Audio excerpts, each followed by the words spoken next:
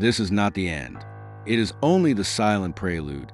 Before the alarm scream and the blood-red handprint stains the walls, there was a moment of profound, tragic stillness.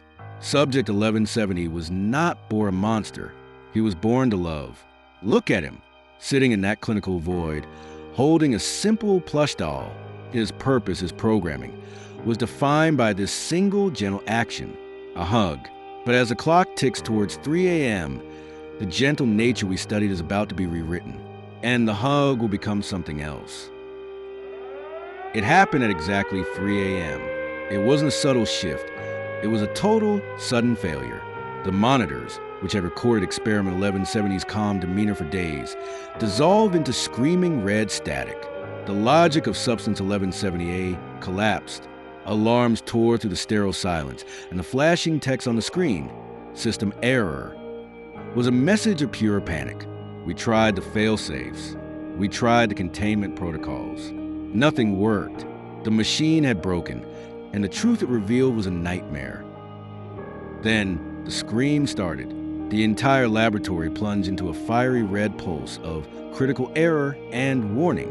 The primary containment lock was gone. The weary technician, the same one who had given Huggy Wuggy that single hopeful doll, was now a specter of terror. Papers flew through the smoky air as the control room was abandoned.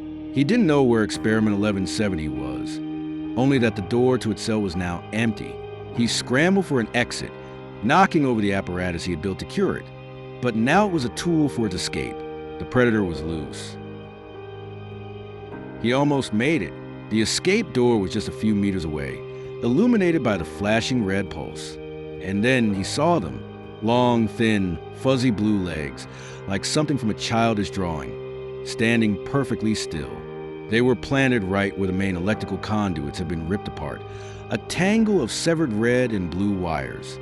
The red alarm lights washed over fur, casting long, menacing shadows. A profound silence fell in that corridor, heavier than any alarm. The realized nightmare stood directly in his path.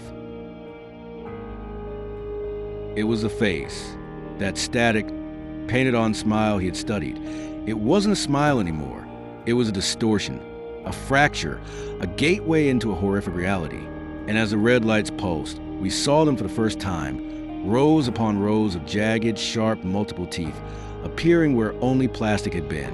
The eye, which had looked human just yesterday, was now a vaster void of terror, reflecting only the flashing, critical failure codes on the monitors. It wasn't a toy.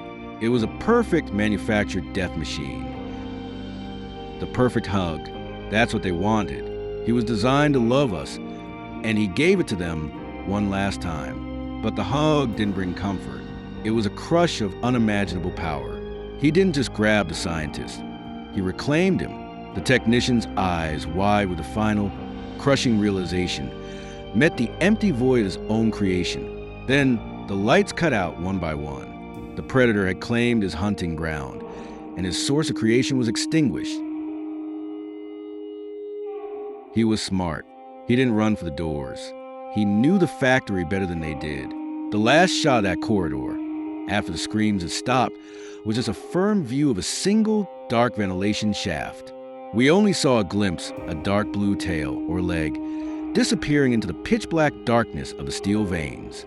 The only mark left behind was a large, menacing blood-red handprint, painted directly onto the wall below the opening. Subject 1170 was at large, somewhere in the hidden heart of Playtime Company. He is waiting, smiling, and he is still looking for his next hug. This isn't the end. It's only the beginning.